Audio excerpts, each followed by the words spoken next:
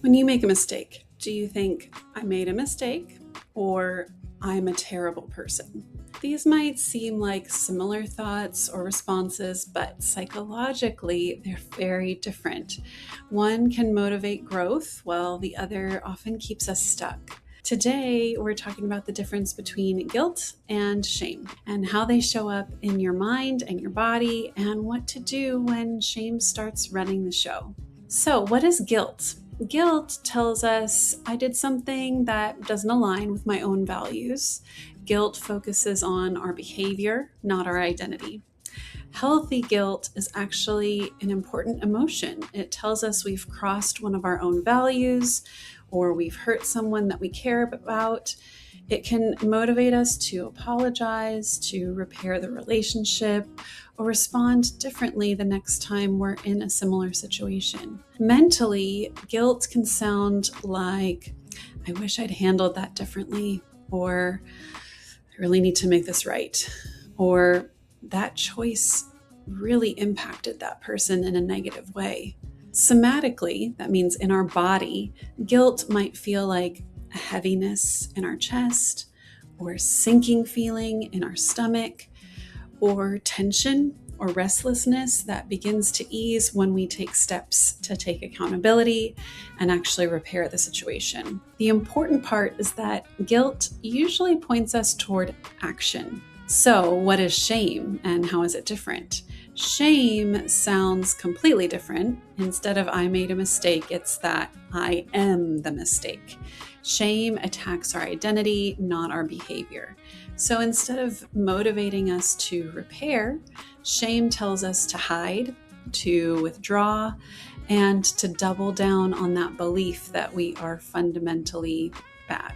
Mentally, shame can sound like I'm not enough, or if people really knew me, they'd reject me, or I am a failure. Shame often develops in environments where mistakes were met with criticism, humiliation, rejection, or chronic invalidation. And even people who grew up in loving homes can experience shame after painful life experiences or repeated messages that they're not good enough. Shame in our bodies, you might notice it, the feeling in your body before you even recognize emotionally what's going on for you. So in our body, somatically, it might look like a desire to look down and avoid eye contact, or heat in your face or neck. It might be a tightness of your throat, making it hard to speak or to speak up. You might feel heaviness in your chest or the pit of your stomach, or the feeling of wanting to disappear or feeling really small. Or sometimes I'll notice I'm holding my breath without even realizing it. Some people also notice their nervous system shifting into a freeze response. So their mind goes blank, they struggle to find words or thoughts, and they just want the interaction to end in any way possible. So, how do we move from shame to healthy guilt once we notice that that's what's going on for us?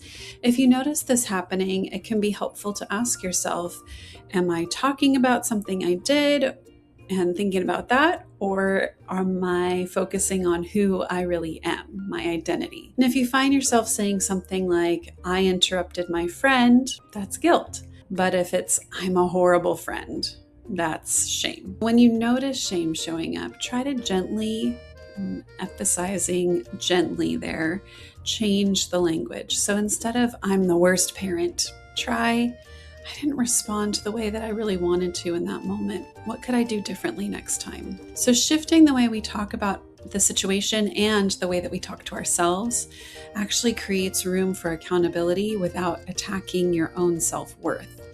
And one of the most powerful things I've learned as a therapist is that taking responsibility and showing yourself compassion are not opposites. In fact, they are often partners in achieving real growth. Dr. Kristen Neff has done some fantastic research and writing on self-compassion if you are interested in looking more into this.